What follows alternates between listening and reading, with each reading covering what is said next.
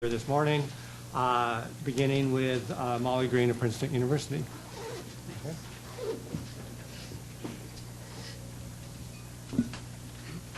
I will certainly outline my paper, but I would like to spend a bit of time as well putting it into a larger context. We were speaking earlier in the day about civilizations, and I should lay my cards on the table and say, yes, I am one of those people that for whom the word civilization makes me uneasy. I work on the Eastern Mediterranean. I work particularly in the history of the Greek Orthodox, who do a very good job of blurring, in my view, this often asserted divide between Christianity and Islam, and they're, in fact, in the Orthodox as a group, are often forgotten because they blur this sharp distinction between Christianity, which is usually meant Western Christianity, and Islam. Let me just give you an example from my first book, which was on the Ottoman conquest of Crete, or started out on the Ottoman conquest of Crete, and then it kind of changed, which was in 1669. They took it from the Venetians, who had had it from 1204. What the idea of civilizations had done to the history of Crete before I came along and corrected it. Which was that the economic history of Crete very much went along civilizational lines, which was that Crete, and this wasn't even asserted, it sort of came out from the way it was presented. Crete is presented as wholly within the Venetian economic zone up until 1669, and wholly thus within the Venetian civilizational zone. Okay? And then the Ottoman armies come in, and a curtain falls. Okay, and there's this line between the Christian and the Muslim Mediterranean, and Crete is sort of, ripped out of its sort of Venetian cradle, and now is launched on an entirely new trajectory, and of course in nationalist history a very bad one, with no link to the past. Okay, and this is in terms of who the merchant class is and what the products are that are traded and where people go. And it took me a long, long time, sort of doing the history of the transition from Venetian to Ottoman rule, to realize that there was a huge colony of Cretan merchants in Istanbul from at least the 16th century. Okay, that the transition of Crete from an island producing wine to an island producing olive oil was not synonymous, did not happen at the same time as the conquest, but in fact predated the conquest. And that Crete very much belonged to the Ottoman economic zone long before Ottoman armies arrived. But there was this tendency to smush its economic history into this presumed divide between a Christian West and a Muslim East. The Eastern Mediterranean, I was very stimulated by the paper that's coming next, Ron Harris's paper, and he talks about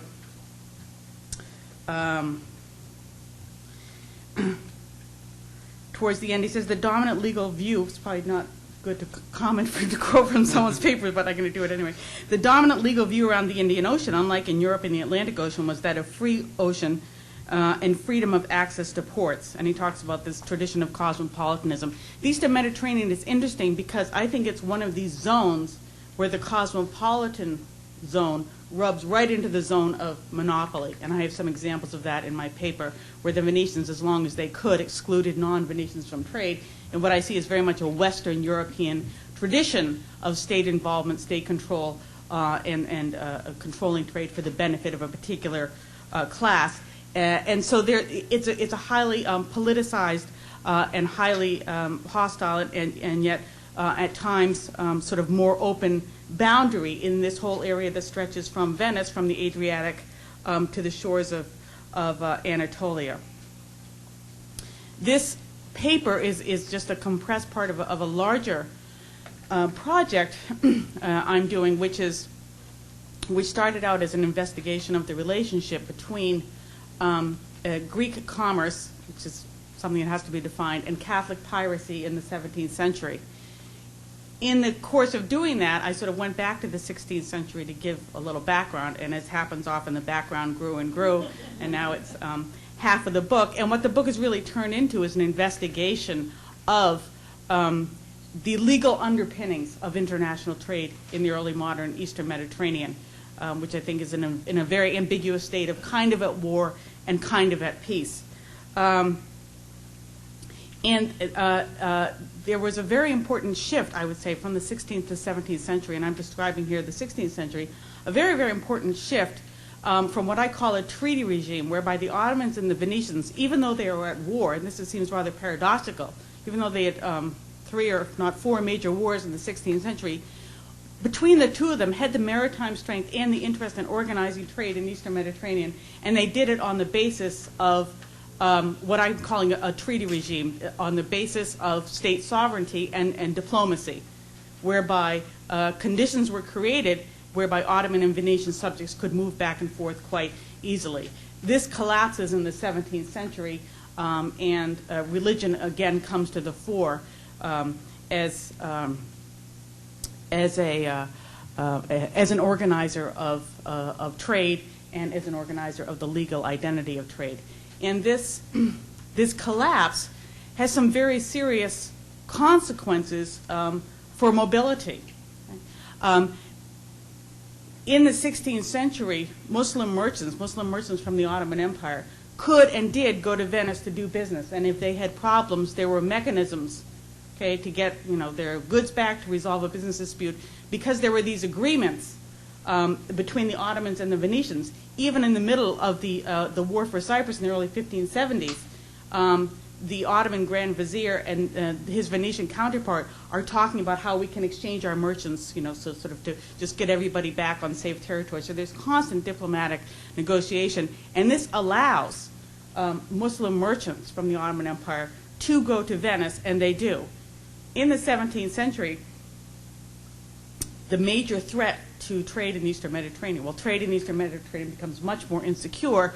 There's a tremendous amount of piracy, particularly from the Catholic states, although there's other piracy, but I don't get into that, particularly from the Catholic states, and particularly from the Knights of Malta. When Greek merchants are attacked, they can go to Malta and contest their cases. Ottoman merchants, by which I mean Muslim merchants, cannot go to Malta. Okay? They can't go to Malta and say, you shouldn't have attacked me, I'm an Ottoman subject, because it's precisely because they're an Ottoman subject that they were attacked. The Greeks go on the basis of their Christianity. And this has very serious consequences for mobility. And I guess I see mobility as important because a lot of the work that I do is transnational. It does go beyond the boundaries of a particular state. I'm quite convinced of the importance of certain regions and certain regional patterns of trade that are repeated over and over again. And I'm interested, although Marx said all that is solid melts into air, I'm very much interested in persistences, in things that don't disappear. And I teach a course at Princeton on trading diasporas. And although Philip Curtin said that they did disappear with industrialization, there's a great book that's just come out on the Sindhi diaspora in the modern world, which is, there was one 200 years ago, and there's still one today. And an essential part of a merchant diaspora being able to survive is being able to move to a new place when conditions become less conducive somewhere else. And the question of mobility in the Eastern Mediterranean is a very interesting one. Because it is at this boundary, I think, between cosmopolitanism and monopoly. Briefly in this paper, I talk about merchants in Venice in the 16th century. It is no longer the classical period whereby a merchant in Venice was a Venetian citizen. Okay, this has broken down. Venice is no longer able to exclude people. At the same time, the Ottomans have conquered Istanbul. Italian merchants have lost a lot of their privileges in the East. So there's this confluence of factors that attracts merchants from the East to Venice. Okay? We've paid a lot of attention in the literature to Western merchants going to the Ottoman Empire, less about the international position of Ottoman merchants. I first divide up these groups in terms of power, okay, because I think, particularly on this highly politicized boundary, I think political power is essential for some in terms of their ability to move. And I talk about the Sephardic Jewish diaspora, very famous, and that was based in Istanbul, that drew its power from the fact that it was protected by the Sultan, and they were able to move back and forth easily between Venice and Istanbul because of their political power. And I talk about sometimes commercial and trading advantages are very closely connected to political power, and other times it's less important. The other group that is politically powerful, the other group of merchants that is politically powerful in Venice at this time has been overlooked because there's been such an emphasis, well, in part because there's been such an emphasis on the Jews, which is the Greek Orthodox, but a very particular group of Greek Orthodox, the Greek Orthodox who are subjects of Venice. And one of the things that's been overlooked is generally the way the economic history of the early modern Mediterranean is written is that Venice declined and then suddenly we have the English. This whole intermediate period in the 16th and I think the 17th century, when Venice was still an important spot and Venice still had possessions in the Eastern Mediterranean, but was no longer able to monopolize the trade of the Eastern Mediterranean, is a time when the subjects of Venice, the Suditi of Venice, are able to take over this trade, and they are, in the main, Greek Orthodox. And these people are very well connected. I describe someone like Matthew Vergis, the Vergis family. This family from Corfu appears in Venetian records as early as 1511, when Matthew Vergis sails from Venice to Constantinople, and he makes other journeys in the following decade. Throughout the 16th century, different members of the Vergis family regularly supplied Venice with wheat from various Ottoman ports and salt from Cyprus and faraway Ibiza. The first Matthew Vergis transported the Venetian consul to Damascus in his own ship in 1522, and during the Ottoman-Venetian War of 1537 to 1540, he built a large ship for the use of the Republic. Okay? So with both the Greek Orthodox Suditi, the subjects of Venice, and the Sephardi Jews, okay, they're closely linked in to both Ottoman and Venetian circles of power. I should mention that the Koresi family, who were based in Galata in Istanbul, Juan Antonios Koresi was established in Venice at mid-century, where he was one of the most active members of the Greek fraternity, this organization of Greek merchants, but at the same time he had a very close relationship with the famed Ottoman naval commander Hayreddin Pasha. And so these are two groups of merchants who are closely, whose commercial fortunes are very much associated with political power. Alongside these elite groups, Venice was host to many ordinary Ottoman merchants as well, and I argue that their ability to trade in the city was first and foremost dependent upon the capitulations, the diplomatic agreements that the Ottomans concluded with the Venetians. Okay? And we see many examples of ordinary Ottoman merchants, Greeks, Muslims, and Jews, petitioning the Doge, engaging in notarial contracts, so on and so forth, engaging in ordinary business, which was, of course, could be and was disrupted by war, but then they came back. And one of the things I argue, and this is admittedly sort of more connected to the larger project than this paper, is if we look at, if you read the literature on the Greek Orthodox merchants of this early modern period, the studies always talk about the Greek Orthodox community of Venice, the Greek Orthodox community of Istanbul, as if they're all united. Okay? And this is this assumption that religion always determines personal status in the early modern Mediterranean, particularly in the Islamic world.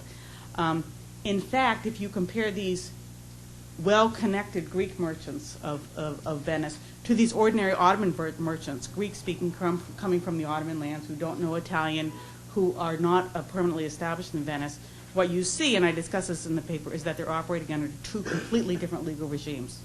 Okay?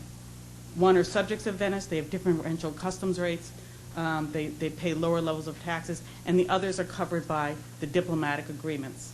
Okay? So legally speaking, there is no such thing as Greek trade in the 16th century. It reemerges, I would say, in the 17th century as a consequence of Catholic piracy. And this is part of my argument about a treaty regime in the 16th century constructed by the Ottomans and the Venetians, which privileges subjecthood over religion.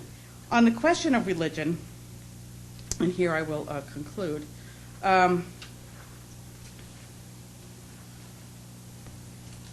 and obviously in the larger project, as I've explained, I make an argument about the reemergence of religion as an important category for organizing commerce in the 17th century.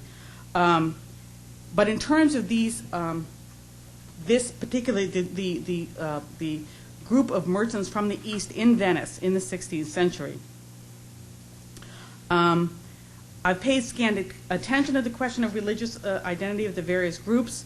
There are several reasons for this. First, I don't see that religion played an important role in limiting the mobility of any one group, whether Muslims, Christians, or Jews.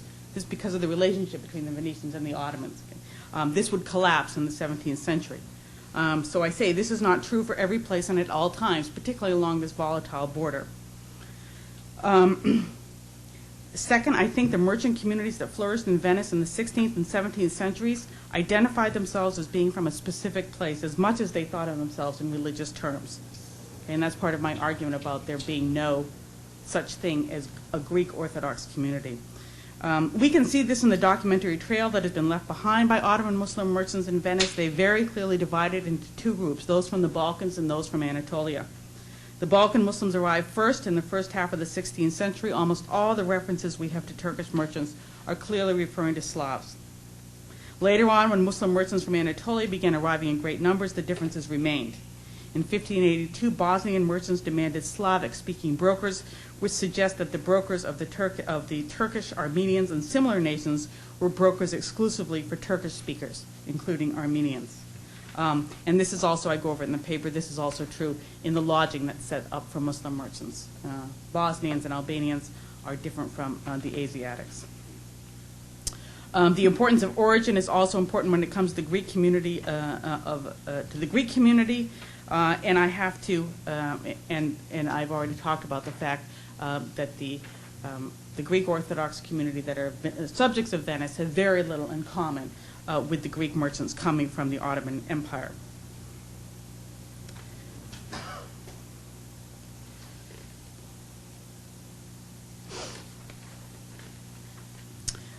We still do not know too much about how or when this world came to an end, although it did in the 17th century, this group of merchants in Venice. An English merchant named Lewis Roberts wrote a practical treatise on international trade, which was published in London in 1638. And writing about the 1620s and 30s, he noted that the Turks traded with Venice, Mecca, Damascus, and Cairo. It seems likely that the long war of Candia between Venice and the Ottomans, which commenced in 1645 and didn't end until 1669, dealt a final blow. And what we see in the Balkans in the course of the 17th century is an historic shift away from the east-west axis running from Istanbul to Venice, and in antiquity from Constantinople to Rome, to a north-south route, which eventually linked Thessaloniki in northern Greece to Vienna and all points in between.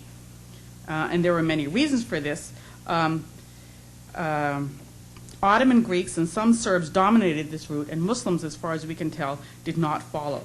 This is perhaps not surprising in the case of Muslims from Anatolia. It is more surprising with regard to the Muslim Slavs who had been so active in Venice. Perhaps there's still a story to be told, or perhaps they were simply too far west to benefit from the new trade highway. In his study of South Asian merchant networks in the 16th and 17th centuries, Claude Markovits argues for two main groupings. There were those South Asians, both Muslim and Hindu, who resided in the port cities along the western coast of India and dominated the trade between India and the Middle East. Then there were other merchants from North India who traded in Iran, Central Asia, and Russia. He notes that these two merchant streams, the one of the ocean and the one of Inner Asia, quote, remained largely separate in spite of the existence of connections through Iran between maritime and land routes, end quote. He explains this as the result of, quote, segmentation of the Indian merchant world in terms of regional groups, rather than with any structurally determined inability to develop a pattern of integration, end quote. In other words, at least as far as I read his work, these merchants at this particular time were satisfied with their strip of the road. Segmentation seems to be quite common in the world that I've discussed, which stretched from the Adriatic to Asia Minor. We have a rather different and perhaps less common model where merchants from different regions, and I say region rather than religion deliberately, all found it possible and desirable to take the road to Venice. Thank you.